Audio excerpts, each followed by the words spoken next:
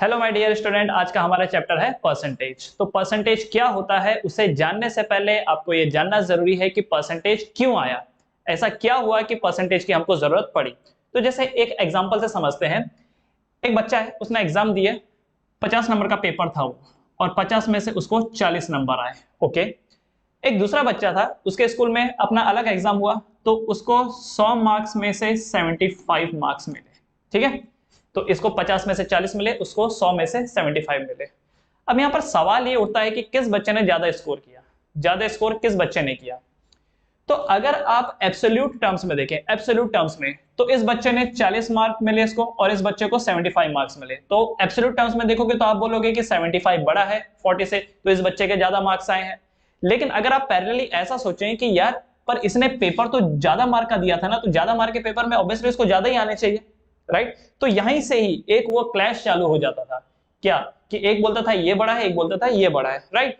और इसी तरीके से डेली लाइफ में भी आपके कई सारी चीजें आएंगी, तो जिसको बार बार आप मैथमेटिकली सॉल्व नहीं कर सकते। अब जैसे देखो, यहां पर हमें इसको मैथमेटिकली सॉल्व करना होगा ताकि हमें कंक्लूजन पे पहुंचे कि इसके मार्क्स ज्यादा है या इसके मार्क्स ज्यादा है। तो हमें क्या करना होगा, तो देखो हमें इनका बेस जो है उसको सेम करना होगा। इन दोनों का बेस अलग अलग है।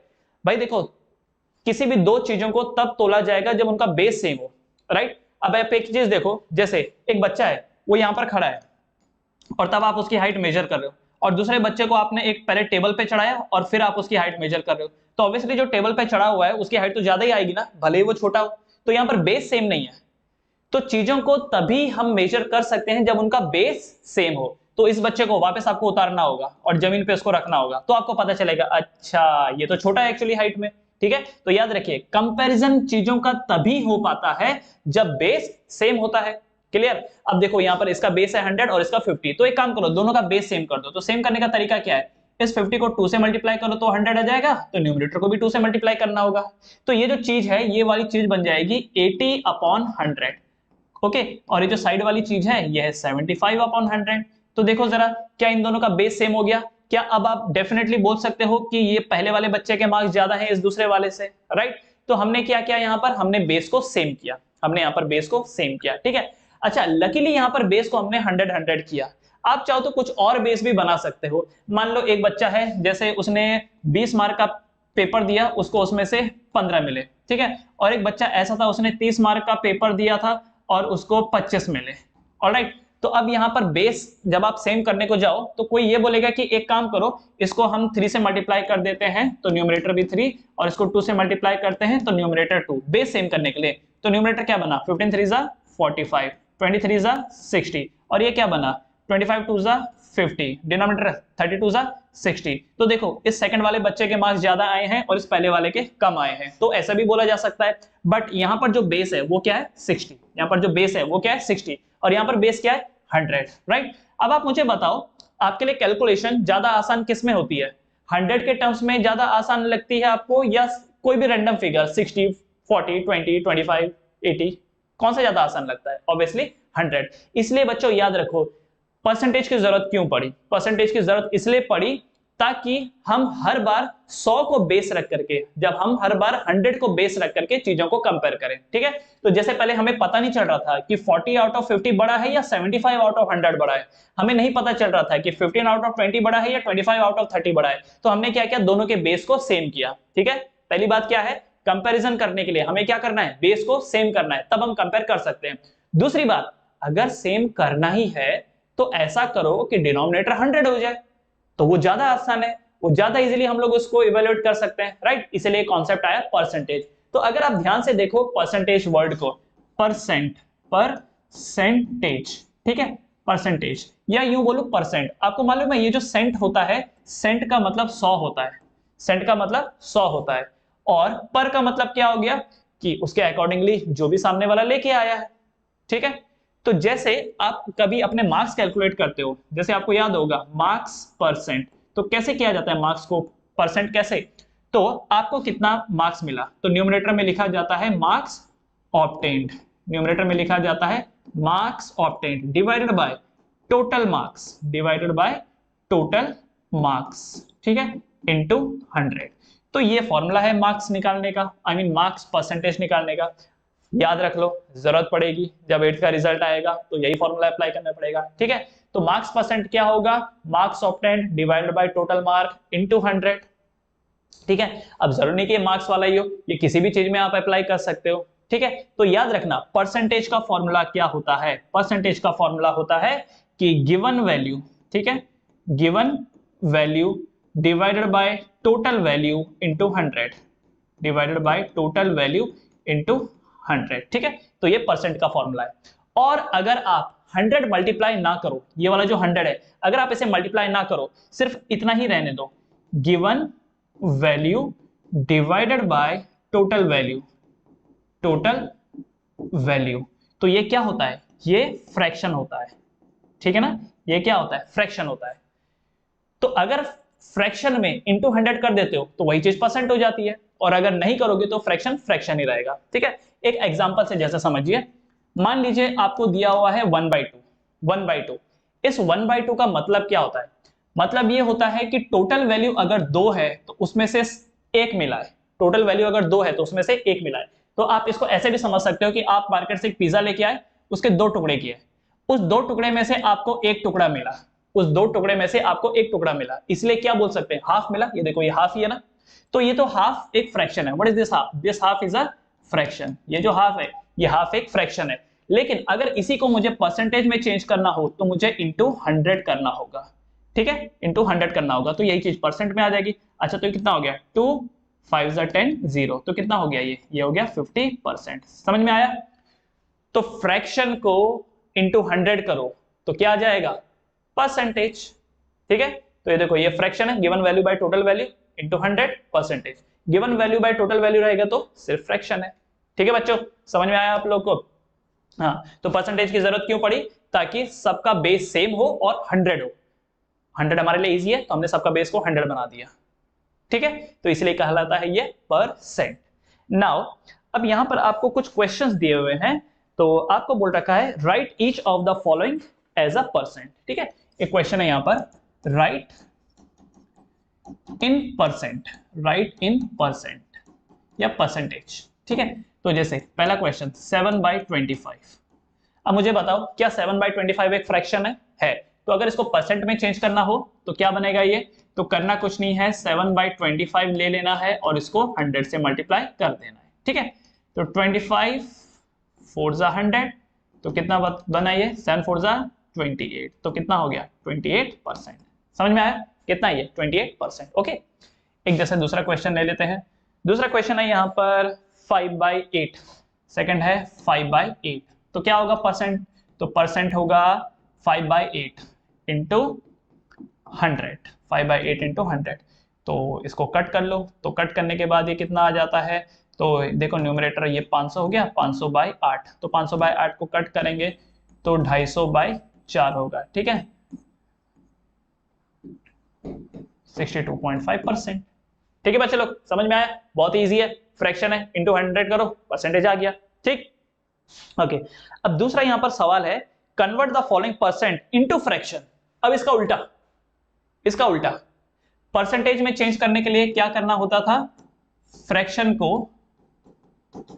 इनटू 100 करना होता था, फ्रैक्शन को इनटू 100 करना होता था, राइट। परसेंटेज में चेंज करने के लिए फ्रैक्शन को इनटू 100 करना होता था।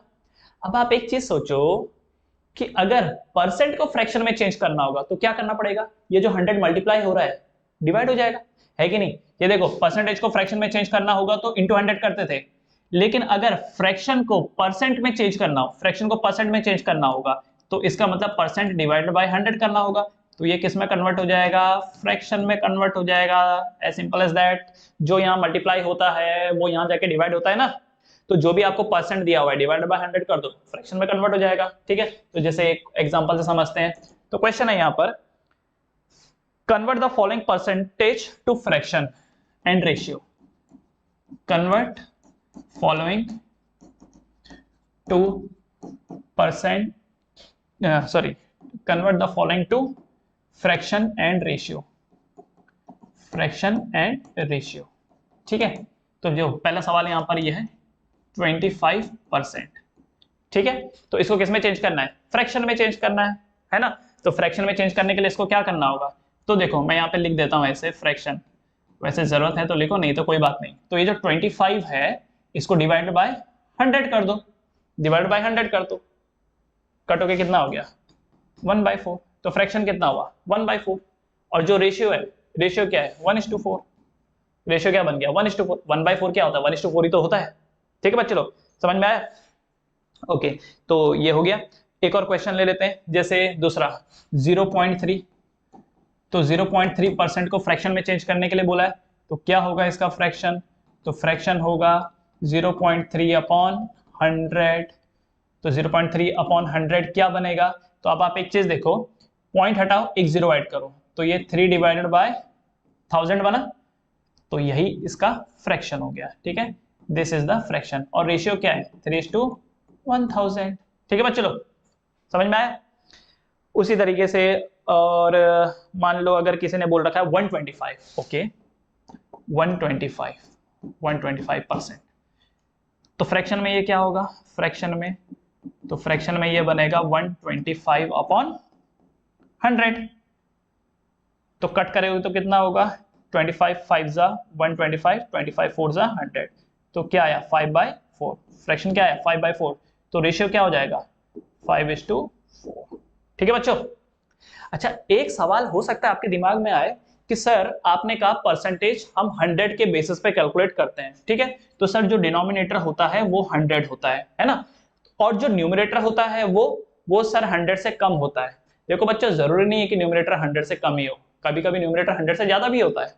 जैसे देखो, आप अगर एग्जाम देने गए हो तो मानी बात है आपको जो मार्क्स मिलेंगे वो 100 से तो कम ही मिलेंगे। अगर वो 100 मार्क का पेपर है, आपका 100 मार्क का पेपर है, तो ऑब्वियसली 100 से तो कम ही मिलेंगे आपको। ऐसा तो नहीं होगा कि 100 से ज्यादा मिल गए, राइट ना? 100 से कम ही मिलेंगे। इसलिए जब भी मार्क्स की बात आती है तो जो न्यूमरेटर होता है वो लेस देन 100 होता है। ठीक है, जो न्यूमरेटर है वो लेस देन 100 होता है। क्लियर? लेकिन कई बार ऐसा भी होता है कि जो न्यूमरेटर होता है वो बढ़ जाता है, न्यूमरेटर जरूरत से ज्यादा हो जाता है। जैसे आपने कभी सुना होगा कि पेट्रोल के प्राइसेस बढ़ गए, पेट्रोल के प्राइसेस बढ़ गए 125 टाइम्स हो गया। इसका मतलब क्या है कि पहले अगर 100 रुपया था पेट्रोल तो अब 125 हो गया है। तो देखो यहाँ पे न्यूमरेटर बढ़ गया। तो याद रखना, परसेंटेज में बेस 100 होता है, परसेंटेज में बेस 100 होता है, तो जो न्यूमरेटर है वो 100 से कम भी हो सकता है, वो 100 से ज्यादा भी हो सकता है। जब हम कहते हैं महंगाई बढ़ गई तो इसका मतलब न्यूमरेटर ज्यादा हो गया, और जब हम बोलते हैं घट गया तो कम हो गया। तो आपको जो मार्क्स मिलते हैं वो टोटल मार्क्स से तो कम ही मिलते हैं, इसलिए न्यूमरेटर आपका हमेशा कम होता है डिनोमिनेटर के मुकाबले। ठीक है, लेकिन जब महंगाई वाली चीज हो गई या ऐसे ऐसे सिमिलर कोई चीज हो गई तो ऐसे में न्यूमरेटर बड़ा हो जाता है डिनोमिनेटर से। क्लियर बच्चों? तो जब हम इसके जो न्यूमेरिकल्स वाला पार्ट है, जो वर्ड प्रॉब्लम वाला पार्ट है, जब हम उस पर आएंगे तो इसको और अच्छे से जानेंगे। क्लियर?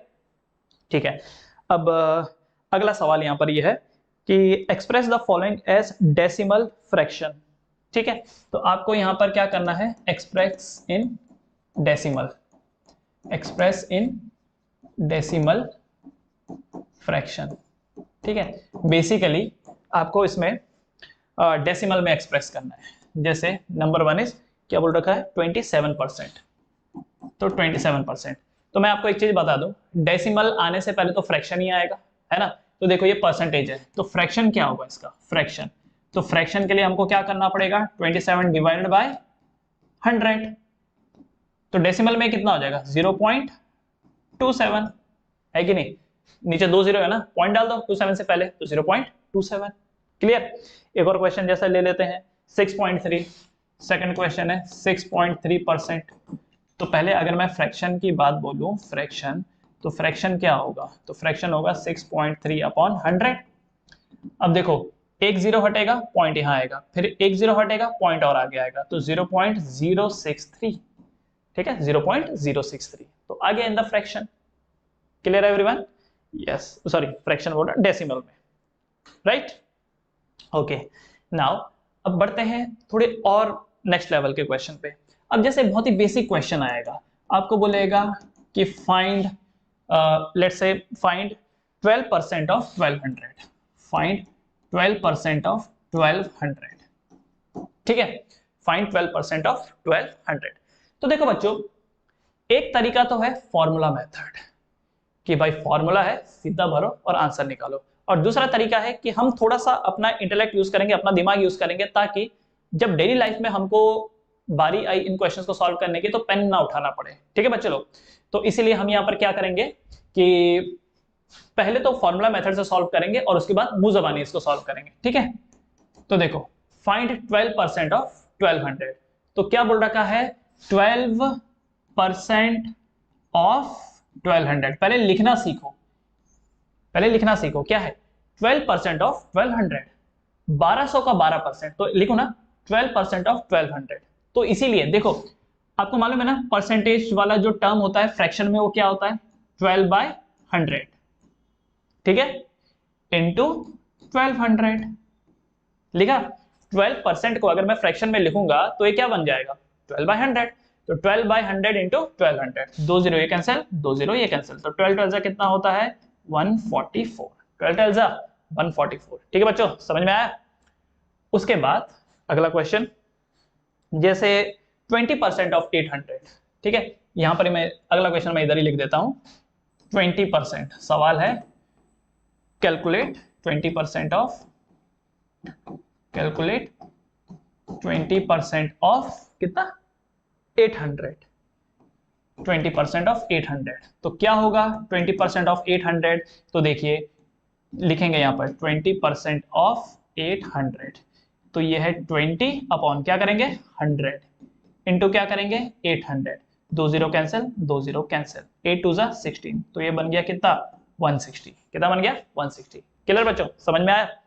तो अब यहां पर एक चीज देखिए जरा, क्या मैं इसको बिना पेन उठाए सॉल्व कर सकता हूं? तो देखिए कैसे सॉल्व करना है 12% ऑफ 1200, ठीक है, ये साइड में कर दिया मैंने 12% ऑफ 1200, ठीक है। तो आप एक चीज देखिए 1200 का 12% निकाल रहे हैं, तो ये लिखा मैंने 1200, 1200 क्या है अपने आप में 100% है, तो 1200 का 100% क्या है 1200, 1200 का 10% क्या होगा, तो यहां से एक जीरो कैंसिल किया, देखो ध्यान से बच्चों, यहां से एक जीरो कैंसिल किया तो यहां से भी एक जीरो कैंसिल करो 120, 100% 1200 है, ठीक है, 100% 1200 है, तो 10% क्या होगा 120। अच्छा 1% क्या होगा, यहां पर 1 कर दो, एक जीरो कैंसिल कर दो, तो यहां पे 12 हो जाएगा। तो 1200 का 100% 1200 है, 1200 का 10% 120 है, 1200 का 1% 12 है। करना क्या है, लेफ्ट साइड से भी एक एक जीरो कम कर दो, राइट साइड से भी एक एक जीरो कम कर दो। क्लियर है एवरीवन। अगर मान लो ऐसा होता है कि 0.1% क्या होता है, तो एक और जीरो कम किया तो ये आ जाता है 1.2, ठीक है। तो इसी तरीके से आपको करना है, मैं आपको मुंह जबानी सॉल्व करना सिखा रहा हूं, ठीक है, इसलिए पे अटेंशन। अब आप एक चीज देखो, जब कोई कहता है 12%, तो क्या आपको ऐसा नहीं लगता 12% का मतलब होता है 10 + 2%? यस और नो? 12 मतलब क्या 10 + 2, राइट। अच्छा 10%, तो 10% कितना था 120, 120 प्लस 2%, अच्छा 1% अगर 12 है तो 2% कितना होगा 24, तो 120 + 24 कितना होता है 144। यस और नो? अब ये तो मैं चलो लिख के आपको दिखा रहा हूं इसलिए आपको टाइम लग रहा है, वरना ये तो सीधा हो जाता।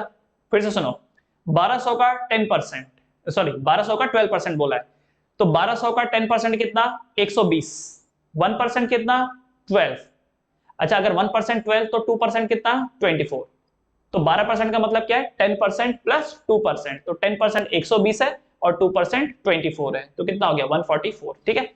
इसी में ही मैं एक सवाल और देता हूं 1200 का, इस बार क्या है 1200 का 25%, 25% ऑफ 1200, मुंह जबानी सॉल्व करना है 1200 का 25%, तो 1200 का 25% मतलब क्या हो गया, तो मतलब ये हो गया 2 × 10% + 5 × 1%, ठीक है, यही मतलब है इसका। देखो 25 कैसे आएगा, 25 का मतलब क्या हो गया 20% + 5, चलो ये लो आपके लिए एक स्टेप और, शुरुआत है ना, इसके लिए एक स्टेप और। 25% का मतलब हो गया 20 + 5%, ठीक है, 25% का मतलब क्या हो गया 20 + 5%, तो 20% कितना हो गया, तो मुझे बताओ 1200 का 10% कितना, 1200 का 10% कितना 120, 10% 120, तो 20% 240, तो ये हो गया 240 प्लस, अब 1% 12 है तो 5% कितना हो गया 5 टाइम्स कर दो, तो 12 5 जा 60, तो सॉल्व करने के बाद कितना है 0 का 0, 6 और 4 10, 2 और 1 3, तो 300, तो 25% ऑफ 1200 कितना हो गया 300 हो गया, क्लियर? एक और जैसा समझते हैं, अगर आपको किसी ने बोला कि 82% या चलो 83% ऑफ 1200, हमारे पास भाई पेन नहीं है, 83% ऑफ 1200, तो 1200 का 10% कितना? 120। 10% कितना? 120। तो 80% मतलब कितना होगा? जब 10% 120 है तो 80% कितना हो गया? तो इसको इंटू 8 करोगे तो इसको भी इंटू 8 करोगे तो 120 को इंटू 8 करोगे तो कितना होता है? 960। ठीक है, तो ये 960 ये हो गया, प्लस 1% अगर 12 है तो 3% कितना हो गया? 1% अगर 12 है तो 3% कितना हो गया? 36 हो गया। तो कितना हुआ यहाँ पर? तो 996 कितना हो गया? 996 हो गया। समझ में आया बच्चों लोग? ऑलराइट, एक बार जरा इसको चेक भी कर लेते हैं कि जो हमने किया है क्या वो सही किया है। तो चलो एक बार इसको चेक करके देखते हैं। जैसे 25%, इसको सॉल्व करता हूं मैं सबसे पहले। 25% ऑफ 1200, तो ये क्या हो जाएगा? 25/100 इंटू 1200, 2 0 कैंसिल, 2 0 कैंसिल। ठीक है, तो कितना हो गया ये? 12 5 60, 12 2 24, 24 प्लस 6 30, 300। तो देखो ये 300 है, ये भी 300 है, आया। अब इसकी बारी, 83% ऑफ 1200, तो 83% मतलब 83/100 इंटू 1200, 0 कैंसिल, 0 कैंसिल। ठीक है, 12 3 36, 12 8 96, 96 97 98 99, 99 क्या बना? 996। ये क्या है? 996। समझ में आया? तो इस तरीके से मूजवानी सॉल्व कर सकते हो। तो 83% ऑफ 1200 को हमने कैसे लिखा? 80% प्लस 3%। 80% कैसे आया? 8 इंटू 10%, और 3% कैसे आया? 1 इंटू 3%। क्लियर बच्चों? अच्छा, इसी में ही एक और चीज, इसी में ही ये मैं मिटा देता हूं। मान लो किसी ने आपसे बोला होता कि 1200 का 110% निकालो। ठीक है, 110% ऑफ 1200, 1200। अब अगेन वही माइंड में आएगा, सर परसेंटेज तो 100 में होता है, 100 से ऊपर भी जाता है, मैंने बताया था जाता है। ठीक है, तो 110% ऑफ 1200, तो एक तो फॉर्मूला मेथड हो गया और दूसरा डायरेक्ट। 110% का मतलब कितना हो गया? 100% प्लस 10%, यही होता है ना। 110% कैसा होगा? 100% प्लस 10%। तो मुझे बताओ 1200 का 100% क्या है? खुद 1200 है। 1200 का 100% क्या है? 1200 है, तो इसकी वैल्यू 1200 हो गई, प्लस 1200 का 10% कितना है? 120। तो कितना हो गया? इन दोनों को ऐड करो तो 1320। कितना है? 1320। अब एक बार ऐसे भी सॉल्व कर लो, फॉर्मूला वाइज भी सॉल्व कर लो। 110 divided by 100 into 1200, 2 0 cancel, 2 0 cancel. ठीक है, 12 0 0, 12 1 12, 12 1 12 एंड 1 13, 1320। देखो ऐसा भी आ गया। तो याद रखना बच्चों, एग्जाम में बैठे हो तब तो फॉर्मूला मेथड ही लगेगा, पर डेली लाइफ में मुंह जबानी। ठीक है, ओके। इसके बाद जैसा हमने अभी थोड़ी देर पहले क्वेश्चन लिखा था ना, एक ये वाला, 20% ऑफ 800, 20% ऑफ 800, मुंह जबानी सॉल्व करते हैं। 20% है, 20% का मतलब कितना हो गया? 2 इंटू 10%, राइट। तो मुझे बताओ 800 का 10% कितना हो गया? एक जीरो पीछे का एक डिजिट गायब कर दो। 800 का 10% मतलब आखिरी का एक डिजिट गायब कर दो, गायब कर दो। अब क्योंकि जीरो है तो जीरो गायब हो गया तो 80 बच गया। ठीक है, लेकिन अगर ये ऐसा होता, मान लो 805 होता, तब इसका मतलब ये नहीं कि 5 गायब कर दिया, तब आपके लिए 10% 80.5 हो जाता। ठीक है, यहां पर एक जीरो हटा दो का मतलब हो गया कि पॉइंट को इधर शिफ्ट कर दो, तो 80.0 का मतलब 80 हो गया। पर अगर 805 होता तो 10% जब निकालते तो यहां पर पॉइंट आ जाता। ठीक है, गायब नहीं करना है, जीरो है तो गायब कर दो तो अलग बात है, अदरवाइज पॉइंट लगा देना है। ठीक है, तो 800 का 10% कितना? 80। 20% कितना हो गया? 80 का डबल कितना हो गया? 160। तो कितना आंसर आ जाएगा इसका? 160। और जो थोड़ी देर पहले देखा था तो वही तो था ये, है ना, जो आंसर निकाला था ना हम लोगों ने अभी थोड़ी देर पहले। चलो फिर से एक बार दिखा देता हूँ। 20/100 इंटू 800, 2 0 कैंसिल, 2 0 कैंसिल, 8 2 16, 160। देखो पहले भी 160 और अभी भी 160। क्लियर बच्चों? ऑलराइट, तो उसके बाद आगे बढ़ते हैं। अगला एक सवाल है, if 23% of A is 46, if 23% of A is 46, full stop, find A। Find A. तो ये एक सवाल है आपके सामने। इफ 23% ऑफ ए इज 46, तो ध्यान से समझिए वर्ड टू वर्ड को। 23% of a, 23% of a is equal to 46, यही मतलब है। 23% of a is 46, 23% of a equal to 46। तो 23% का मतलब क्या हो गया, 23/100 into a is equal to 46। ठीक है, एकदम क्रिस्टल क्लियर चीजें हैं। ऐसा भी नहीं कि किसी ने सेंटेंस को बहुत उलझा दिया हो, नहीं, सीधा 23% ऑफ ए। तो 23% ऑफ ए, 23% को फ्रैक्शन में क्या लिखेंगे, 23/100 इंटू ए इक्वल टू 46। उसके बाद 23 1 जा 23, 23 2 जा 46। अब देखो ये जो 100 है डिनोमिनेटर में, वहां जाके 2 से मल्टीप्लाई हो जाएगा। So a equal to 2 into 100, that means a is equals to 200।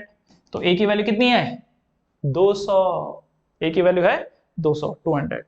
ठीक है, उसके बाद अगला क्वेश्चन, नेक्स्ट क्वेश्चन। एक तो छोटे मोटे क्वेश्चन और कर लेते हैं, फिर थोड़े बड़े क्वेश्चंस पे आएंगे। अगला क्वेश्चन बोल रखा है 72% of 25 student are good at mathematics. ठीक है, क्या बोल रखा है यहाँ पर, 72% of 25 students are good in maths, ठीक है। How many are not good, how many are not good, कितने अच्छे नहीं हैं, कितने अच्छे नहीं हैं। तो 72% ऑफ 25 अच्छे हैं, तो कितने अच्छे नहीं हैं। तो मुझे एक बात बताओ, आपको मालूम है ना टोटल परसेंट तो 100 ही होता है, हमारा जो कंपैरिजन होता है वो तो 100 के बेसिस पे ही होता है। तो 100 में से अगर 72% अच्छे हैं, दे आर गुड, तो कितने अच्छे नहीं हैं, तो कितने अच्छे नहीं है, 100 में से 72 को माइनस कर दो तो कितना आता है, 28। तो 28% are not good, 28% are not good. ठीक है बच्चों, 28% गुड नहीं है। तो क्योंकि आपको क्वेश्चन पूछा है how many are not good, कितने हैं जो अच्छे नहीं है, तो इसका मतलब आपके लिए परसेंटेज ये होगा जो आप डालोगे। ठीक है, तो नॉट गुड कैलकुलेट कर रहे हो तो नॉट गुड का ही तो परसेंटेज डालोगे, इसीलिए 28% ऑफ 25 आर नॉट गुड। ठीक है, यही मतलब है। तो 72% ऑफ 25 स्टूडेंट आर गुड, अगर 72% 25 का 72% गुड है, तो इसका मतलब 28% ऑफ 25 आर नॉट गुड। तो नॉट गुड ही तो पूछा गया था, तो ये लो 28/100 इंटू 25। तो 25 4 जा 100, 7 जा, तो इसका मतलब 7 student are not good in mathematics, are not good in maths, are not good in maths. 7 students are not good in maths. समझ में आया बच्चों। अगर पूछा होता कि कितने मैथ्स में अच्छे हैं, तो इसलिए हम क्या करते हैं, अच्छे वालों के लिए अच्छा वाला फिगर लेते, अच्छा वाला मतलब जो 72 लेते हैं यहाँ पे। ठीक है, तो अगर पूछा होता कितने बच्चे गुड हैं, तो 72/100 इंटू 25 करते हैं। ठीक है, तो जो भी इसका आंसर आता, और कितना इसका आंसर आता। तो मुझे एक बात बताओ, 25 में से अगर 7 अच्छे नहीं है, तो अच्छे कितने हैं, 18। तो इसको जब आप सॉल्व करते तो आंसर आपको 18 ही आता था। क्लियर है एवरीवन, समझ में आया। ओके, तो अभी तक जो आपने पढ़ा उससे हम ये बोल सकते हैं कि अगर आपको फ्रैक्शन को कन्वर्ट करना हो इन परसेंटेज, तो क्या करना होता है, मल्टीप्लाइड बाय 100 करना होता है। किसको, फ्रैक्शन को। ठीक है, जैसे 2/5 को अगर परसेंटेज में चेंज करना हो, तो 2/5 को इंटू 100 करते हैं, तो ये परसेंटेज में आ जाता है। ठीक है, तो ये परसेंटेज में आ जाता है, तो परसेंटेज में आएगा तो कितना हो जाएगा, तो ये हो जाएगा 5 2 जा 10, 5 2 जा 10, 0 2 2 जा 4, 40%। ठीक है, और यही चीज अगर उल्टा करना हो, परसेंट को चेंज करना हो इन फ्रैक्शन, तो क्या करना होता है, डिवाइडेड बाय 100। एग्जाम्पल के लिए 40% को अगर फ्रैक्शन में चेंज करना हो, तो क्या करना होता है, डिवाइडेड बाय 100। तो सॉल्व करने के बाद क्या होगा, 0 से 0 2 2 ज़ा 4, 2 5 ज़ा 10। सॉल्व करने के बाद कितना आया 2/5। ठीक है, तो 2/5 को परसेंटेज में चेंज किया तो इंटू 100, तो परसेंटेज में आ गया। और अगर परसेंटेज को फ्रैक्शन में चेंज करना होगा तो डिवाइड बाय 100, बस इतना ही रूल है। ठीक है, तो चलो बढ़ते हैं नेक्स्ट वर्ड प्रॉब्लम्स पे। तो अब देखो आपके सामने एक क्वेश्चन है, अ कुली डिपॉजिट ₹150 पर मंथ। ठीक है, अ कुली deposit ₹150 per month in bank saving account. कितना पर मंथ 150 वो डिपॉजिट करता है। If this is 15% of his monthly income, find his monthly income. ठीक है, तो 150 रुपया जो है, देखो ध्यान से, वो 150 रुपया बैंक में डालता है।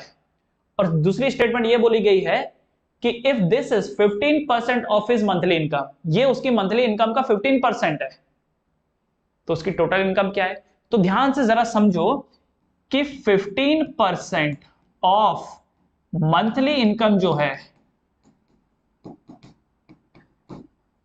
वो उसकी 150 है। समझ में आया क्या। A coolie deposit ₹150 per month in bank saving account. If this is 15% of his income, मतलब ये जो 150 रुपया है ये 15% ऑफ हिज मंथली इनकम है, तो 15% of his monthly income is 150, इसलिए मैंने ऐसा लिखा है 15% ऑफ मंथली इनकम इज 150। तो थोड़ी देर के लिए मंथली इनकम को हम लोग x पकड़ लेते हैं, तो 15% ऑफ x इज 150। ठीक है, आप चाहो तो एक स्टेप यहां पर ये ले सकते हो, let the monthly income be x। ये लो, अगर आपको स्टेप्स बढ़ाने हो तो यहां पर और एक चीज ले सकते हो, let the monthly income be x। Let the monthly income be x, income be x, मान लेते हैं मंथली इनकम x है, तो इसीलिए मंथली इनकम को हटा के हम क्या लिख देंगे वहां पर x। तो 15% ऑफ x, 15% ऑफ x का मतलब क्या हो गया 15/100 इंटू x इक्वल टू 150। अच्छा कट करेंगे, 15 1 = 15 0। अभी जो डिनोमिनेटर का 100 है वहां चला जाएगा, सो x इक्वल टू 10 इंटू 100 कितना हो जाएगा 1000। और ये जो x की वैल्यू है 1000, x क्या है मंथली इनकम, तो आप क्या लिखोगे therefore his monthly income is 1000 rupees। Monthly income is 1000 rupees. ठीक है, ठीक है बच्चों, समझ में आया कि नहीं। Therefore his monthly income is ₹1000। Clear. Check करते हैं जो किया है वो सही किया है कि नहीं। हमारे हिसाब से उसकी मंथली इनकम 1000 रुपीज है, और क्वेश्चन देने वाले ने क्या बोला कि 1000 का 15% 150 होना चाहिए। चेक करते हैं है क्या। तो 1000 है हमारे पास, 1000 का 10% कितना होता है 100 होता है 1000 का 10% कितना हो गया 100 हो गया, एंड 1% कितना हो गया 10। तो जब कोई कहता है 15% तो इसका मतलब होता है 10% प्लस 5 इंटू 1%, तो 10% तो 100 रुपया है, और 5 इंटू 1% हो गया 10, तो 100 प्लस 5 10 = 50, तो कितना हो गया 150। क्या यहां पर भी 150 ही दिया हुआ था, इसका मतलब हमने सही किया है। ठीक है बच्चों, तो फर्स्ट का जो आंसर है वो है 1000 रुपीज। Clear everyone. तो पॉज करके इसे लिख लीजिए, बढ़ते हैं नेक्स्ट क्वेश्चन की तरफ। अगला क्वेश्चन मेरे कराने से पहले आप एक बार वीडियो पॉज करिए और इसको ट्राई कीजिए। ट्राई करने के बाद ही आगे बढ़िए, तो आप देखेंगे कि आपका आउटपुट ज्यादा निकलेगा उसमें। ठीक है, now second question. Deepti went to school for 260 days. Deepti साल भर में 216 दिन स्कूल में गई in a full year. If her attendance is 90%। ठीक है, मतलब कि क्योंकि वो 216 दिन स्कूल में गई तब जाके उसका 90% अटेंडेंस हुआ है। वो 216 दिन स्कूल में गई तब जाकर के उसका अटेंडेंस 90% हुआ है। तो क्या मैं ये बोल सकता हूं कि 90% ऑफ टोटल अटेंडेंस, ठीक है, 90% ऑफ टोटल अटेंडेंस इज 216, है कि नहीं। 216 दिन वो स्कूल गई थी ना, तब जाके उसका 90% अटेंडेंस बना है। तो मैं ये बोल सकता हूं कि 90% of total attendance equal to 216। Find the number of days on which the school was open. कितने दिन स्कूल ओपन रहा। तो ये जो टोटल अटेंडेंस है यही तो वो दिन है जितने में स्कूल ओपन रहा। भाई जब स्कूल ओपन होगा तब तो जाकर के अटेंडेंस लगेगी ना, ठीक है। तो टोटल अटेंडेंस जो है वही क्या है, वही तो नंबर ऑफ डेज है जो स्कूल ओपन रहा। तो 90% ऑफ टोटल अटेंडेंस इज 216। तो ये लो 90/100 ऑफ टोटल अटेंडेंस को लेट से x पकड़ लेते हैं इज इक्वल टू 216, ठीक है। उसके बाद कुछ हो सकता है, 0 से 0 कैंसिल, 9 1 जा 9, 9 2 जा 18, 19 20 21 3 4 जा, ठीक है 24। अब ये जो x है ये इधर ही रहेगा, 10 उधर जाके 24 से मल्टीप्लाई हो जाएगा, तो कितना हो जाएगा 240, ठीक है। तो इसका मतलब the school was opened, the school was open for 240 days, the school was open for 240 days. तो 240 दिन स्कूल खुला रहा, ठीक है। एक बार जरा चेक कर लेते हैं हमने जो किया वो सही किया। तो अब आप एक चीज सोचो, थोड़ी देर के लिए भूल जाओ, हमारा आंसर आया था 240। 240 का 90% कितना होता है? 240 का 90% जितना होगा उतना ही दिन वो स्कूल गई। तो एक बार चेक करते हैं 240 का 90% कितना होता है। एक काम क्यों नहीं करते, 240 में से 240 का 10% माइनस कर दो, तो जो बचेगा वो 90% ही तो होगा। 240 में से 10% ऑफ 240 माइनस कर दो, बचा हुआ 90% होगा। तो 240 का 10% कितना होता है? 24।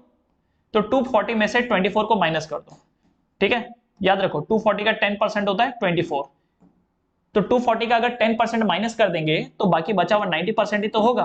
तो ये वैल्यू कितनी हुई? 10 में से 4 गया 6, 3 में से 2 गया 1, 216। क्या ये 216 ही था? देखो जरा, क्या ये 216 ही था, ठीक है। तो इस तरीके से भी हम लोग सॉल्व कर सकते हैं। तो याद रखना कल के दिन अगर ऐसे क्वेश्चन आया कि 240 का 90% क्या होता है, 90% ऑफ 240, तो ऐसा मत कर देना 90% मतलब 9 इंटू 10%, नहीं, ऐसे में लंबा हो जाएगा। करने को कर सकते हो पर लंबा हो जाएगा। उसकी बजाय क्या करो, 100% में से 10% माइनस कर दो, तो 90% वैसे ही आ जाएगा। 100% में से 10% माइनस कर दो, 90% आ जाएगा। तो 240 का 10% कितना होता है? 24 माइनस कर दो, जो बाकी बचेगा 216, वो क्या है? वो 90% ही है। वो क्या है? 90% ही तो है। Clear everyone? ठीक है, लिख लीजिए इसको, पॉज करके लिख लीजिए। बढ़ते हैं नेक्स्ट क्वेश्चन की तरफ। अगला क्वेश्चन भी बिल्कुल वैसे ही करना है, पॉज करना है, खुद से सॉल्व करना है एंड फिर ही आगे आपको बढ़ना है। अच्छा एक बार आंसर तो चेक करें, पिछला वाला 240 correct. Question number 3, a garden has 2000 trees, ठीक है जी। 12% of these are mango, 18% lemon and rest are orange, find the number of orange tree, ठीक है। एक गार्डन है जिसमें 2000 पेड़ है, 12% इसमें मैंगो है। तो आप एक चीज देखो, 12% क्या है? मैंगो है, ठीक है। उसके बाद 18% क्या है? लेमन है एंड रेस्ट आर ऑरेंज, तो बाकी बचे कितने? अब आप एक चीज सोचिए, 100% होता है टोटल, बेस तो 100 ही होता है, 100 में से 12% माइनस कर दो, 12% माइनस कर दो, फिर जो आंसर आएगा उसमें से और 18% माइनस कर दो। तो ये देखो, ये 8 और ये 9 में से 1 गया 8, 88, फिर इसमें से और 18 माइनस कर दो, कितना बचा? 70%। इसका मतलब बाकी जो बचे हुए हैं वो क्या है? 70% है। 70% आर व्हाट? ऑरेंज। यस और नो? क्योंकि टोटल तो 100 ही होता है, तो 100 में से 12% अगर मैंगो हुआ है, 18% लेमन है, तो जो बाकी बचे हुए हैं 70% वो ऑरेंज ही तो है, राइट। तो अभी यहां पर आपसे पूछा है find the number of orange tree, तो ऑरेंज ट्री कितने हैं, ठीक है। तो अब आप एक चीज यहां पर ये समझिए, a garden has 2000 trees, 12% of these are mango, तो टोटल पेड़ कितने? 2000। तो देखो 12% ऑफ 2000 मैंगो है, 12% ऑफ 2000 मैंगो है, ठीक है। 18% ऑफ 2000 लेमन है एंड 70% ऑफ 2000 क्या है? ऑरेंज है। यही है ना?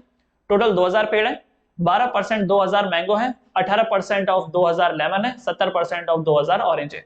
तो सवाल आपसे बस इतना पूछा है कि find the number of orange tree. आपको पूछ रखा है ऑरेंज ट्री कितना है, तो हमें सिर्फ इससे से ही मतलब है, हमको सिर्फ इसी से मतलब है, बाकियों से मतलब नहीं है। तो इसलिए इसी को सॉल्व करते हैं। तो परसेंट है तो 70/100 इंटू 2000, 0 से 0 कैंसिल, 0 से 0 कैंसिल, कितना आया? 7 2 जा 14, 0 0। ठीक है, इसका मतलब number of orange tree, number of orange tree जो है वो क्या है 1400। ठीक है, कितने हैं ऑरेंज ट्री 1400। अगर पूछा होता है लेमन ट्री कितने हैं तो 18% ऑफ 2000 सॉल्व करते हैं, तो 18/100 इंटू 2000, तो जो भी आंसर आता है वो लेमन ट्री होते हैं। मैंगो ट्री पूछा होता है तो 12% ऑफ 2000, 12/100 इंटू 2000। ठीक है, ये मैंगो ट्री आ जाता है। Clear everyone? ठीक है, चेक करेंगे आंसर, दिस इज 1400। तो इसे लिख लीजिए पॉज करके, बढ़ते हैं नेक्स्ट क्वेश्चन की तरफ। अगला question, N alloy contains 32% copper, 40% निकल एंड रेस्ट इज जिंक। ठीक है जी, तो 32% जो है कॉपर है, 32% कॉपर है, 40% निकल है एंड रेस्ट जिंक। बचा कितना? तो भैया 100% में से पहले 32% माइनस कर दो, कितना बचा 8, तो 9 में से 3 गया 6, 68। फिर उसमें से 40% माइनस कर दो तो ये कितना आता है 28। तो बाकी बचा हुआ क्या है 28, तो 28% यहां पर क्या है जिंक, 28% यहां पर क्या है जिंक। ठीक है, find the mass of zinc in 1 kg alloy. आपके पास कितना एलॉय है 1 kg, तो 1 kg को क्या मैं 1000 ग्राम लिख सकता हूं? पता ना बच्चे लोग 1 kg का मतलब कितना होता है 1000 ग्राम। तो इसका मतलब आपको सिर्फ जिंक से मतलब है, तो देखो 28/100 इंटू 1000 ग्राम, तो कितना हो गया 0 0 कैंसिल, 0 से 0 कैंसिल, तो कितना हो गया 280 ग्राम। ठीक है, तो इसका मतलब mass of zinc, mass of zinc is 280 gram, mass of zinc is 280 gram. Clear है एवरीवन? अगर निकल का पूछा होता तो इसको सॉल्व करते, कॉपर का पूछा होता तो इसको सॉल्व करते। ठीक है, समझ गए? पॉज करके लिख लो, बढ़ते हैं आगे। आई थिंक अब आपको समझ में आ गया होगा, है ना? तो अगेन वही बात है, पॉज करिए, खुद सॉल्व करिए और फिर आगे बढ़िए। Ankit was given an increment of 10% on his salary. तो ये जो अंकित है इसको अपनी सैलरी पे 10% इंक्रीमेंट मिला, सैलरी बढ़ गई उसकी। ठीक है, कितनी सैलरी रही होगी स्टार्टिंग में पता नहीं, अपने को थोड़ी पता है कितनी है। हिज न्यू सैलरी इज 3575, अब उसकी नई सैलरी होगी 3575। What was his salary before increment? Increment से पहले कितनी सैलरी थी उसकी? तो देखो एक काम ये कर सकते हैं, let Ankit salary before increment, before increment be x. मान लेते हैं इंक्रीमेंट से पहले उसकी सैलरी एक्स थी। ठीक है, तो अब आप एक चीज समझो जरा ध्यान से कि जब उसको इस सैलरी पे इंक्रीमेंट आया, मतलब सैलरी पे जो इंक्रीमेंट आया कितना परसेंट 10%, तो 10%, तो देखो ये उसकी ओरिजिनल सैलरी थी, सैलरी में सैलरी का 10% ऐड करके, ये सैलरी है, सैलरी का 10% और ऐड करके, देखो ये तो बेसिक सैलरी है, ये बेसिक सैलरी है, और ये क्या है ये इंक्रीमेंट है। तो इंक्रीमेंट भी तो किसी बेसिस पे होगा ना, जैसे कोई बोले कि मैं आपको 10% का हाइक दे रहा हूं या 10% का इंक्रीमेंट दे रहा हूं, तो वो जो 10% है उसका बेस तो कुछ होना चाहिए ना, कि आपने किसको पकड़ के रखा है कि किसके बेसिस पे आप इंक्रीमेंट दे रहे हो। ऑब्वियसली जो भी इंक्रीमेंट होता है वो उसकी पुरानी सैलरी पे ही होता है। ठीक है, तो जैसे कोई बोले कि पुरानी सैलरी किसी की 1000 रुपया थी, अब अगर कोई बोले कि उसके ऊपर 10% का इंक्रीमेंट दिया है, तो इसका मतलब 1000 रुपए का 10%, तो 1000 रुपए का 10% मतलब 10% ऑफ 1000 वो उसमें जुड़ जाएगा। तो देखो 1000 तो ये थे ही, 10% ऑफ 1000 कितना होता है, तो 10/100 इंटू 1000, तो 2 0 कैंसिल, 2 0 कैंसिल, तो कितना बन गया 1000 प्लस 100, तो कितना हो गया 1100।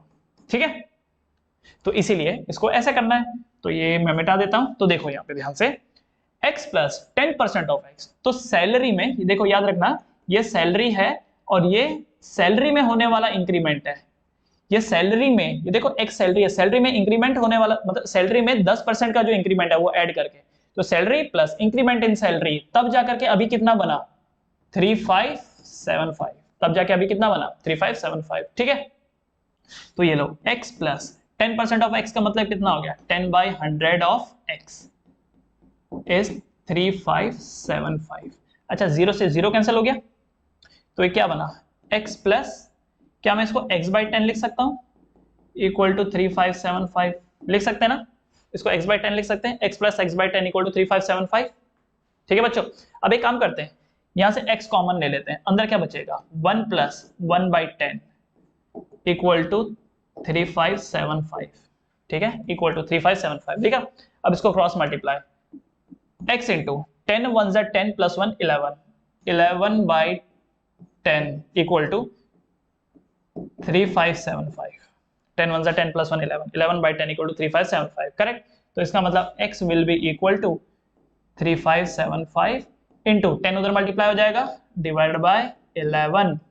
तो अब देखो 11 कुछ कर सकता है क्या यहाँ पर, 11 3 जा 33, 11 2 जा 22, 11 5 जा 55 और एक जीरो मल्टीप्लाई हो जाएगा तो 3250। ठीक है, तो इसका मतलब बिफोर इंक्रीमेंट उसकी जो सैलरी थी वो कितनी थी 3250। बिफोर इंक्रीमेंट उसकी सैलरी कितनी थी 3250। समझ में आया बच्चे लोग, बिफोर इंक्रीमेंट उसकी सैलरी कितनी थी 3250। तो इस स्टेटमेंट को ध्यान रखिए, ये वाला जो स्टेटमेंट है इसको ध्यान में रखिए कि पुरानी सैलरी प्लस पुरानी सैलरी में 10% का इंक्रीमेंट आपको नई सैलरी देगा, पुरानी सैलरी प्लस पुरानी सैलरी में 10% का इंक्रीमेंट आपको नई सैलरी देगा। ठीक है, समझ में आया।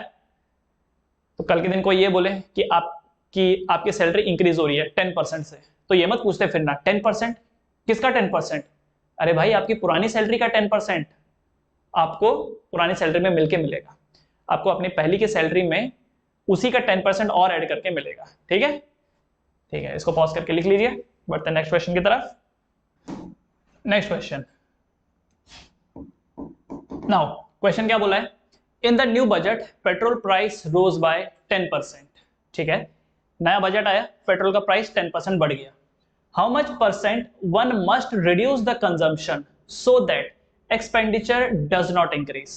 ठीक है, देखो यहां पे क्या हुआ, पेट्रोल का जो प्राइसिंग है वो 10% बढ़ गया। अब अगर पेट्रोल का रेट 10% बढ़ेगा और हमारी इनकम उतनी है तो हमें कंजम्पशन कम करना पड़ेगा ना।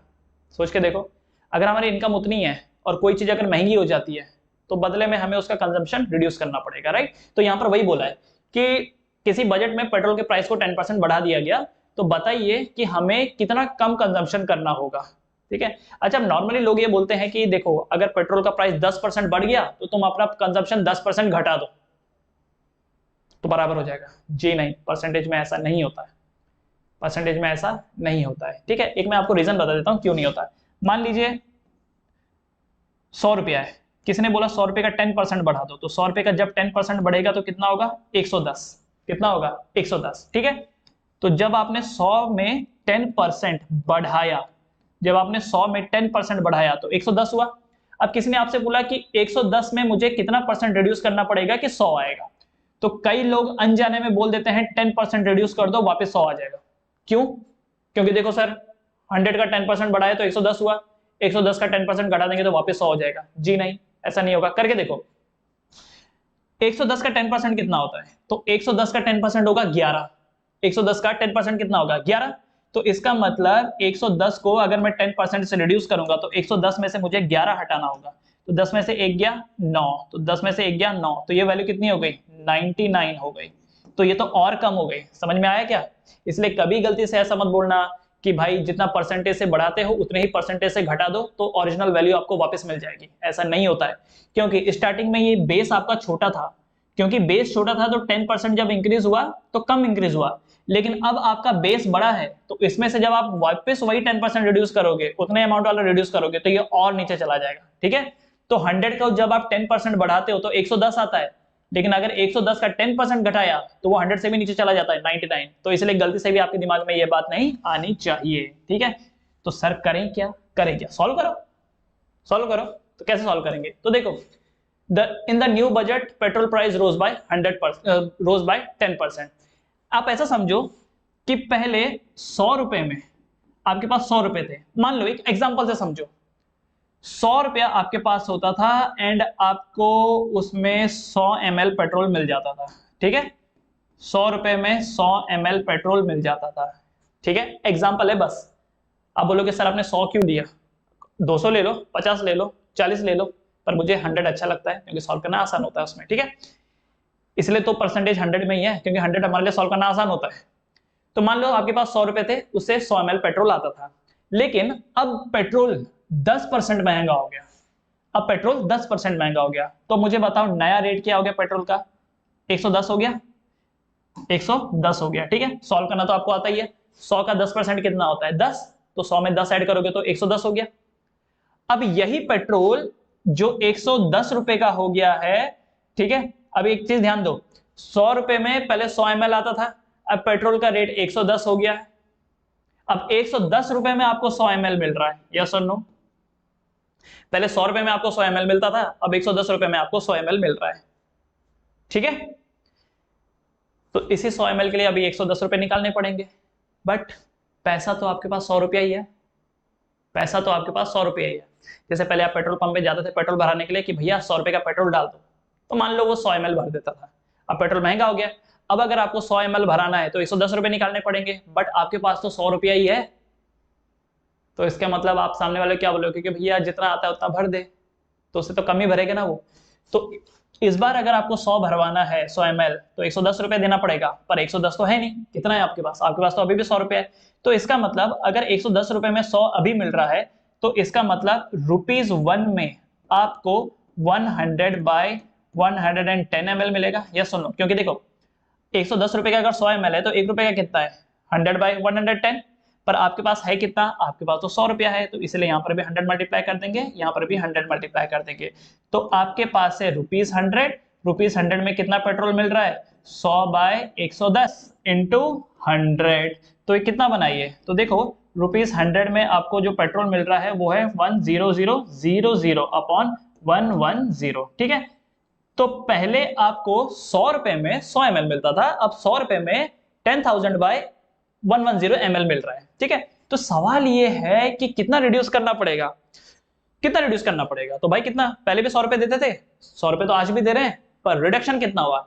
तो आप ये बोल सकते हो कि earlier consumption minus current consumption is equal to the reduction, कि हम कितना रिडक्शन करेंगे कम उसमें। तो पहले कितना कंजम्पशन था माइनस अभी का कितना कंजम्पशन है। तो पहले का कितना कंजम्पशन था? 100 ml का था, है कि नहीं? पहले 100 ml का कंजम्पशन था, अभी कितना का कंजम्पशन है? तो 10,000 डिवाइडेड बाय 110। तो एक काम करो, ये इसके साथ मल्टीप्लाई हो जाएगा तो क्या आ जाएगा? 11000। ठीक है, 110, ये इधर हो गया ना। एक काम करो, रुको, ये हम क्या करेंगे कि जीरो कैंसिल कर देते हैं, ये जीरो कैंसिल, ये जीरो कैंसिल, तो 1100 हो जाएगा, ये क्रॉस मल्टीप्लाई 11 इंटू 100 1100 माइनस ये कितना हो जाएगा? 1000 डिवाइडेड बाय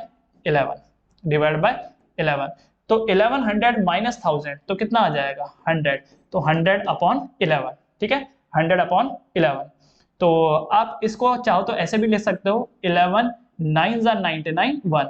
तो आपका आंसर इससे भी दिखा सकते हो और ऐसे भी दिखा सकते हो। ठीक है, इसका मतलब इतना आपको कंजम्पशन कम करना होगा, आपको इतना कंजम्पशन कम करना होगा, इतना परसेंटेज, बेसिकली इतना परसेंटेज आपको कंजम्पशन कम करना होगा। Therefore we have to reduce consumption by 9 1/11%। ठीक है, we have to reduce consumption by 9 1/11%। समझ में आया बच्चे लोग आपको? ठीक है, हाँ, तो याद रखना ये इसी वे में सॉल्व होएगा। क्लियर? तो पहले आपके पास जितना पैसा था उसमें कितना आता था, अभी आपके पास कितना पैसा है उसमें कितना आएगा, दोनों को सब्ट्रैक्ट करो and you will get your answer. ठीक है, तो पॉज करके इसको लिख लीजिए, एक बार चेक कर लेते हैं आंसर। यस, 9 1/11। ठीक है, इसको लिख लीजिए, बढ़ते हैं आगे नेक्स्ट क्वेश्चन पे। Question number 7। तो क्वेश्चन क्या बोल रखा है? The population of A town increases by 10% every year. तो एक टाउन है, उसकी जो पॉपुलेशन है वो हर साल 10% बढ़ती है। If the present population is 22000, find its population a year ago। ठीक है, find the population at year ago। तो एक काम करते हैं, let the population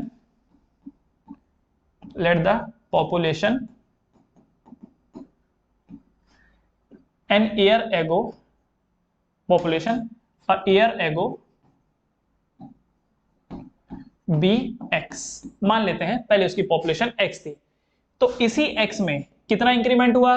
10% का, तो 10% ऑफ x, तब जाकर के आज इसकी पॉपुलेशन कितनी है? 22,000। 22,000, तब जाके आज इसकी पॉपुलेशन कितनी है 22,000। तो इसका मतलब x plus 10/100 of x equal to 2 to 0 0 0 0 से 0 कैंसिल, 10 1 + 10 + 1 11, तो 11/10x इक्वल टू 22,000। अब 11 2 = 22, 0 0 0, अब 0 इधर मल्टीप्लाई हो जाएगा, सो x इक्वल टू 2 0 0 0 0 20,000। ठीक है, तो इसका मतलब साल भर पहले उसकी पॉपुलेशन कितनी थी 20,000। साल भर पहले उसकी जो पॉपुलेशन थी वो कितनी थी 20,000। ठीक है बच्चों, एक बार चेक कर लेते हैं 20,000। बहुत इजी क्वेश्चन था ये तो। ठीक है, चलो बढ़ेंगे आगे, पॉज करके लिख लो, बढ़ते हैं आगे। नाउ नेक्स्ट क्वेश्चन एंड आखिरी क्वेश्चन। तो क्वेश्चन यहां पर ये है, the value of a machine depreciate by 5% every year. अच्छा, इसमें देखो घट रहा है। अभी तक आपने देखा हर बार क्वेश्चन में ये होता है कि चीजें बढ़ रही हैं, पर इस वाले में क्या है, चीजें घट रही हैं। तो मशीन की जो वैल्यू है वो हर साल 5% डेप्रिशिएट हो रही है। If the present value of machine is 1 lakh, अभी उसकी वैल्यू है 1 lakh, what will be it's value after 2 year, 2 साल बाद उसकी वैल्यू क्या होगी। ठीक है, 2 साल बाद उसकी वैल्यू क्या होगी। ठीक है, तो प्रेजेंट वैल्यू उसकी क्या है, तो देखो प्रेजेंट वैल्यू उसकी कितनी है 1 लाख। प्रेजेंट वैल्यू, चलो यहां पे लिख देता हूं मैं, प्रेजेंट वैल्यू कितनी है उसकी 1 लाख। ठीक है, प्रेजेंट वैल्यू 1 लाख। तो अब देखो यहां पर आफ्टर 1 ईयर, आफ्टर 1 ईयर 1 साल बाद क्या होगा, इस 1 लाख में से, इस 1 लाख में से माइनस हो जाएगा कितना परसेंट, 5%। माइनस क्यों, क्योंकि डेप्रिसिएशन चीजों को रिड्यूस कर देता है, उसकी वैल्यू को रिड्यूस कर देता है, इसलिए माइनस। अगर ऐसा बोला होता कि मशीन का महंगाई बढ़ रहा है, मतलब मशीन महंगी हो रही है, तो प्लस हो जाता, पर यहां पर तो वैल्यू डेप्रिशिएट हो रही है ना, इसलिए माइनस आएगा। इसीलिए ये क्या होगा 1 लाख माइनस 5% ऑफ 1 लाख, 1 लाख में से माइनस कर देंगे क्या 5% ऑफ 1 लाख। ठीक है, तो कितना वैल्यू हुआ, तो देखो 1 लाख में से माइनस करो 5/100 ऑफ 1 लाख, 2 0 कैंसिल, 2 0 कैंसिल, तो ये कितना बना 1 लाख माइनस 5 0 0 0 5,000। तो कितना बना, 1 लाख में से 5,000 गया तो कितना बना 95,000। ठीक है, तो 1 साल बाद ये उसकी कीमत है। अच्छा 2 साल बाद क्या होगा, क्योंकि 2 साल बोला है ना 2 ईयर्स। ठीक है, तो यहां पे मैं लिखता हूं after second year, after second year. अब इस 95,000 में से माइनस होगा, इस 95,000 में से माइनस होगा 5% ऑफ 95,000, 5% ऑफ 95,000। ठीक है बच्चों, तो क्या हो जाएगा 95,000 माइनस 5/100 ऑफ 95,000, 2 0 कैंसिल, यहां से 2 0 कैंसिल। ठीक है, तो ये वैल्यू कितनी हो गई, चलिए यहां पे सॉल्व करता हूं मैं, इधर पे लिख देता हूं। तो ये वैल्यू कितना हुआ 95,000 माइनस, अच्छा ये कितना हो गया, 1 0 का तो 1 0 ये हो गया, 95 इंटू 5, 95 इंटू 5 475, तो ये हो जाएगा 4750। ठीक है, तो 95,000 में से, 95,000 में से माइनस करेंगे 4750, 0 का 0, 5 का 5, 7 8 9 2 0, तो 90250। ठीक है, कितना बनेगा ये बनेगा 90250। ठीक है बच्चों, 90250। ठीक है, तो इसका मतलब ये है कि आफ्टर 2 ईयर। ठीक है, तो मैं यहां पे लिख देता हूं after 2 year value will reduce to rupees 90,250 rupees. ठीक है, समझ में आया, तो इसी तरीके से ये करना है, राइट। एक सवाल आपके मन में आएगा कि सर ये पहले तो आपने वैल्यू रिड्यूस करी, फिर अगली बार आपने उसमें से 5% माइनस किया। जी हाँ, ये याद रखिए, ये जो घटता है ये कंपाउंडेडली घटता है। जैसे मान लो आपके पास 100 रुपया है, पहली बार जब 10% मान लो इसमें से 10% खत्म होगा, तो 10% मतलब कितना होता है 10 रुपये गायब होगा, तो बचेगा आपके पास 90। अगली बार जब 10% गायब होगा तो 9 रुपया गायब होगा, क्योंकि 90 में से 9 रुपया 10% होता है, 9 रुपया 90 का 10% होता है, ठीक है। तो कितना बचेगा 81। अगली बार और 10% जाएगा तो 8.1 माइनस होगा। क्लियर। स्टार्टिंग में ये मत देख लेना कि 100 है तो 100 का 10% 10 होता है, तो हर बार आप 10 10 10 ही माइनस किए जा रहे हैं, ठीक है। ऐसा नहीं होता है, डेप्रिसिएशन इस वे में काम नहीं करता है, ठीक है बच्चों। So this was all about your chapter percentage. Practice more and more questions on this.